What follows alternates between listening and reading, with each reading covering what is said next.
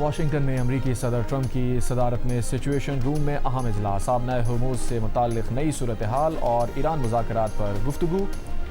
امریکی میڈیا کے مطابق ٹرمپ نے کم سے کم ایک مرتبہ فیلڈ مارشل عاصم منیر اور ایرانیوں سے فون پر بات کی۔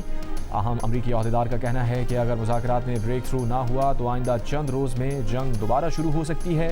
سچویشن روم اجلاس میں نائب صدر جے ڈی وینس، وزیر خارجہ مارکو روبیو، وزیر جنگ پیٹ ہیگسیت، وزیر خزانہ اسکاٹ بیسنٹ، وائٹ ہاؤس کی چیف آف سٹاف سوزی وائلز کے علاوہ امریکی صدر کے نمائندے اسٹیو وٹکاف، سی آئی اے کے ڈائریکٹر جان ریڈکلف اور جوائنٹ چیفز کے چیئرمین جنرل ڈین کین نے بھی شرکت کی۔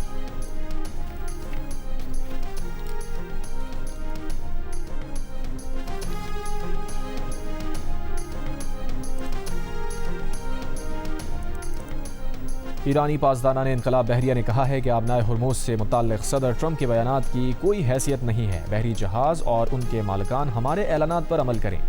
خلیج میں لنگر انداز جہازوں کو حرکت نہ کرنے کا حکم دے دیا، کہا ہرموز کے قریب آنے کو دشمن کے ساتھ تعاون سمجھا جائے گا۔ آبنائے ہرموز میں انتباہ کو نظر انداز کرنے والے کسی بھی جہاز کو نشانہ بنایا جائے گا۔ امریکی بحریہ ایرانی جہازوں پر حملہ کرے گی تو اسے زبردست دھچکا لگے گا۔ آبنائے ہرموز امریکی ناکہ بندی خاتمے تک بند رہے گی۔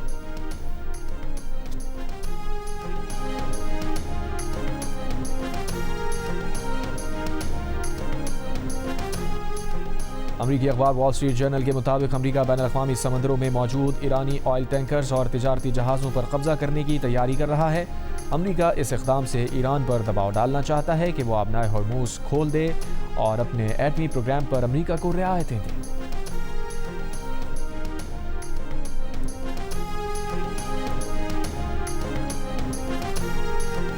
امریکی صدر ڈونلڈ ٹرمپ نے کہا ہے کہ ایران آبنائے ہرموز دوبارہ بند کرنا چاہتا ہے لیکن وہ انہیں بلیک میل نہیں کر سکتا۔ ایران سے مذاکرات اچھے چل رہے ہیں، وہ آج اہم معلومات کا اعلان کریں گے۔ ایرانی وفد کے سربراہ باقر غالیباف نے کہا ہے کہ امریکہ نے ناکہ بندی کا اعلان کیا جو ایک بھونڈا اور جاہلانہ فیصلہ ہے۔ دوسرے ممالک آبنائے ہرموز سے گزر سکتے ہیں مگر ہم نہیں، یہ ناممکن ہے۔ امریکی مائن سویپر اپنی موجودہ پوزیشن سے 1 انچ بھی آگے نہ بڑھیں۔ امریکی مائن سویپر آگے بڑھے تو ہم یقینی طور پر فائرنگ کریں گے۔ یہ بات امریکی وفد کو واضح طور پر بتائی جا چکی۔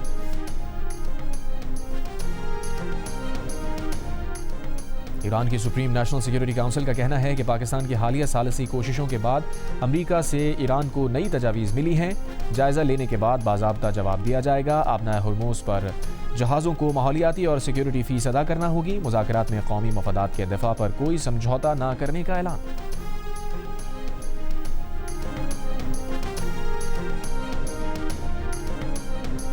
امریکی ناکہ بندی نے ایرانی بندرگاہوں میں داخل ہونے اور بندرگاہوں سے باہر نکلنے کی کوشش کرنے والے 23 بحری جہازوں کا رخ موڑنے پر مجبور کر دیا۔ امریکی ٹی وی کے مطابق ہرموز کھلنے کے دوران صرف 9 جہاز ہی گزر سکے۔ عرب میڈیا کے مطابق ایندھن سے لدے بھارت جانے والے 2 بحری جہازوں پر ایرانی گن بوٹس کی فائرنگ، بھارتی پرچم بردار جہاز پر میزائل حملے کی بھی رپورٹ۔ بھارتی وزارت خارجہ میں ایرانی سفیر کی طلبی، احتجاجی نوٹ دیا گیا۔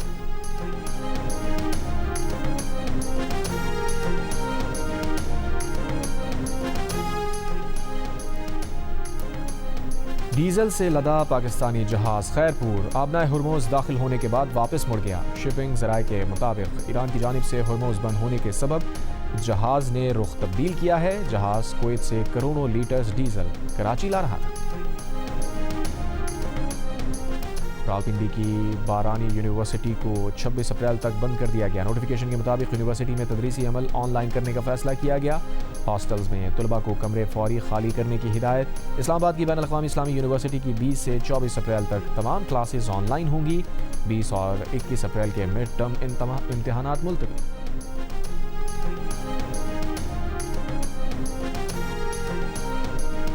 کراچی میں خواجہ سرا پر تشدد اور اغوا کا مقدمہ تھانہ اقبال مارکیٹ میں درج، 1 ملزم گرفتار، اغوا میں استعمال ہونے والی گاڑی برآمد۔ نور ہیرا کا کہنا ہے کہ 13 اپریل کو رنگی ٹاؤن میں فنکشن سے واپسی پر گاڑی روک کر اسے اغوا کیا گیا۔ ملزمان نے تشدد اور زیادتی کی، پھر صدر کے علاقے میں چھوڑ گئے۔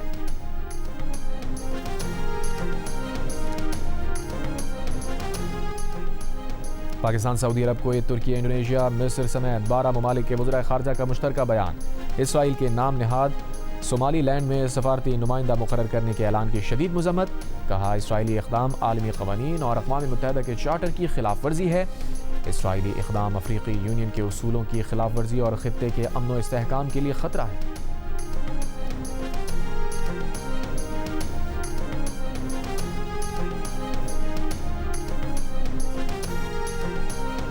پیرس میں عالمی رہنماؤں کا اجلاس، برطانیہ، فرانس سمیت 40 سے زائد اتحادیوں کی شرکت، عالمی تجارتی راستوں کے تحفظ پر اتفاق۔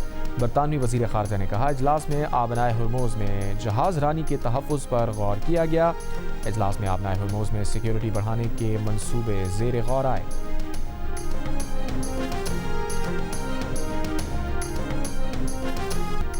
اگر امریکہ ایران کا مقابلہ نہیں کر سکا تو اسے چین سے بھی نہیں الجھنا چاہیے۔ صدر ٹرمپ نے ثابت کر دیا کہ امریکہ جتنا طاقتور سمجھا جاتا تھا اتنا ہے نہیں۔ بیلاروس کے صدر الیگزینڈر لوکاشینکو کا امریکی صدر کو پیغام، کہا امریکہ کے اصل مفادات تیل و گیس حاصل کرنا ہے۔ خود کو آمر کہنے کے امریکی الزام پر بیلاروس کے صدر نے کہا وینزویلا، کیوبا اور مشرق وسطیٰ میں امریکی پالیسیاں اصل آمریت ہیں۔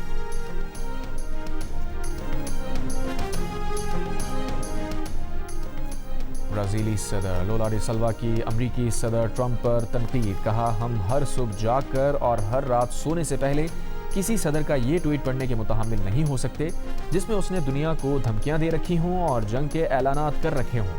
اسپین کے شہر بارسلونا میں دنیا کے ترقی پسند رہنماؤں کی کانفرنس سے خطاب میں کہا ایران جنگ روکنے میں ناکامی پر اقوام متحدہ سلامتی کونسل کے 5 ارکان کو اپنے رویے میں تبدیلی لانا پڑے گی۔ امریکی حکومت نے گاڑیاں بنانے والے بڑے امریکی اداروں سے ہتھیار بنانے کا کام بڑھانے کی درخواست کر دی۔ امریکی جریدے وال اسٹریٹ جرنل کے مطابق امریکی حکام نے جنرل موٹرز اور فورڈ سمیت مختلف امریکی گاڑیاں بنانے والی کمپنیز کے ٹاپ ایگزیکٹو سے ملاقات کی۔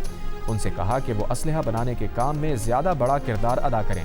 غیر ملکی خبر ایجنسی رائٹرز نے اس خبر پر پینٹاگن سے رابطہ کیا تو انہوں نے کہا محکمہ جنگ بہترین اسلحے کے لیے تمام دستیاب وسائل کو بروئے کار لانے کے لیے پرعزم ہے۔